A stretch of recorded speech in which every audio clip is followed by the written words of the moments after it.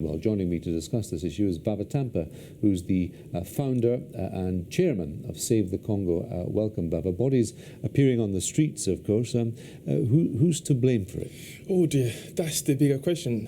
What we know is that these deaths are in relation to Pierre Nkurunziza, the current Burundi's president, decision to run again for the third time. So this has been happening since he announced that he would run again on April 26. And so, as it seemed to us, the one person who could be blamed, who could be held responsible, is himself, Pierre Nkurunziza.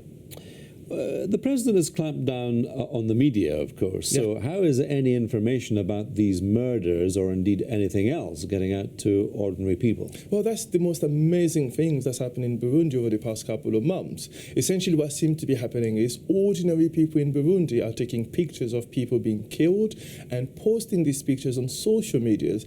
And ordinary people in Burundi are sharing those pictures and those news with us outside Burundi, outside the world, via text messages, via emails, and so forth. It's an amazing thing that's happening.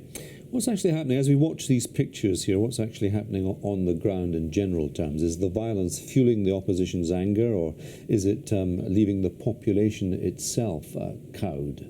Well, that's another question. I mean, for many people assumed that given the crackdown that Nkurunziza has presided over the past couple of months, that the oppositions and the local population will feel somehow disempowered. But what we have seen, actually, we've seen people being more determined, people facing up to the president, people asking him to step down. More opposition continue to voice their opposition to his third terms. So I believe people in Burundi are determined to see this through to ensure that Nkurunziza steps down. And what about the potential here for provoking Hutu and Tutsi ethnic violence?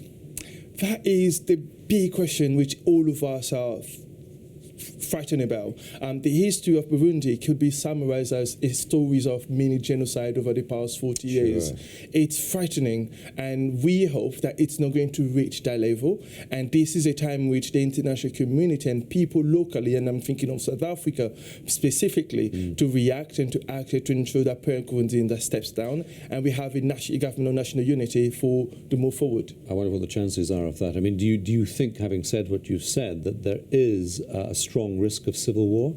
There is a massive threat of civil war. I mean, all the ingredients that you need for civil war are in place. You have a population which is incredibly angry, and they have no other ways of voicing their anger against, their frustration against Pierre Nkurunziza. And you have military officers, a certain section of military officers, incredibly angry with the president. So if someone in the region offers them arms, then Burundi could easily explode. Okay, Vava Tampa, thank you very much indeed for your analysis.